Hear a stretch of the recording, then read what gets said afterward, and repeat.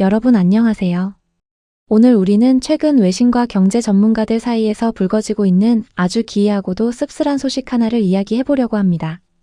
바로 몇 년째 계속되는 대북 제재 속에서도 북한 경제가 뜻밖의 호황을 누리고 있다는 소식입니다. 실제로 한국은행과 주요 기관의 발표에 따르면 북한의 실질 경제 성장률은 최근 3년 연속 플러스 성장을 나타냈습니다. 숫자만 놓고 보면 김정은 집권 이후 가장 가파른 상승세를 타고 있는 게 사실입니다.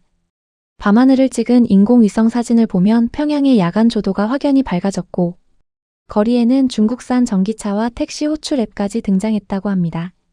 그렇다면 북한이 마침내 내부 개혁에 성공해서 경제 자립을 이뤄낸 것일까요? 절대 아닙니다. 이 화려해 보이는 숫자의 이면에는 아주 참혹하고 비정한 현실이 숨어 있습니다. 지금 북한이 누리는 호황은 정상적인 경제활동의 결과가 아니라 남의 나라 전쟁에 자국의 어린 청년들을 사지로 몰아넣고 얻어낸 피해 대가이기 때문입니다. 국가안보전략연구원의 보고서에 따르면 북한이 러시아에 포탄과 미사일 같은 군수물자를 팔고 군대를 파병해서 벌어들인 수익은 최대 144억 달러, 우리 돈으로 약 21조 원이 넘는 것으로 추산됩니다. 이 자금은 대북 제재로 완전히 바닥나가던 북한의 외화 저수지를 단숨에 채워버렸습니다. 러시아는 무기와 병력을 지원받는 대가로 북한에 대량의 원유와 곡물, 그리고 정밀 군사기술과 현금을 쏟아붓고 있습니다. 결국 우크라이나 전쟁이 장기화되면 될수록 북한 정권의 통장 잔고는 더욱 두둑해지는 기형적인 구조가 만들어진 것입니다. 북한 지도부 입장에서는 이 비극적인 전쟁이 조금이라도 더 오래 지속되기를 간절히 바라고 있을지도 모릅니다. 하지만 그 대가를 치르고 있는 것은 누구일까요? 전선으로 끌려간 이들은 대부분 10대 후반에서 20대 초반의 어린 북한 청년들입니다.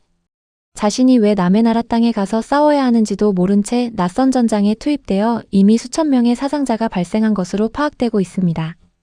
과거 우리나라도 베트남전 파병을 통해 경제 발전의 물꼬를 텄던 역사가 있기에 이 모습을 보며 베트남전을 떠올리는 분들도 계실 겁니다. 하지만 북한의 러시아 파병은 우리 베트남전 파병과는 차원이 다른 비극입니다.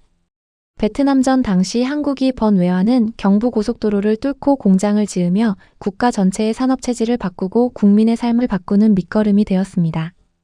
하지만 북한 청년들이 목숨을 바쳐 벌어온 21조 원은 일반 인민들의 삶으로 전혀 흘러가지 않습니다.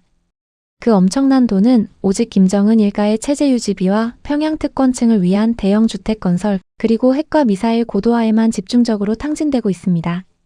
지방에 사는 대다수 북한 주민들은 여전히 식량난과 생필품 부족에 시달리고 있으며 양극화는 이전보다 훨씬 심해졌습니다. 심지어 북한 정권은 내부 민심이 흔들릴까봐 자국 청년들이 파병되어 죽어가고 있다는 사실조차 주민들에게 철저히 숨기고 있습니다. 자식이 전사했다는 통보조차 제대로 받지 못하는 유가족들의 슬픔은 감히 가늠하기조차 어렵습니다. 결국 지금 북한이 누리고 있는 경제 호황은 국가의 건강한 체력이 좋아진 것이 아니라 우크라이나 전쟁이라는 인공호흡기를 달고 있는 일시적인 착시 현상일 뿐입니다. 자체적인 기술 혁신이나 생산성 향상이 없는 성장, 오직 무기 수출과 인명 매매에만 의존하는 경제는 절대로 오래갈 수 없습니다. 언젠가 전쟁이 끝나고 러시아의 무기 수요가 급감하는 순간 이 거대한 외화 수입은 하루아침에 거짓말처럼 사라지게 될 것입니다. 그때가 오면 전쟁 특수로 버티던 북한 경제는 이전보다 훨씬 더 치명적인 괴멸적 타격을 입게 될 것입니다. 남의 나라 전쟁과 어린 군인들의 목숨을 담보로 연명하는 이 비극적인 호황. 과연 이것을 북한의 희망적인 앞날이라고 부를 수 있을까요? 아니면 멈출 수 없는 멸망을 향해 달려가는 마지막 폭주라고 해야 할까요? 오늘 영상이 여러분께 깊은 생각거리를 던져주었기를 바랍니다. 시청해주셔서 감사합니다.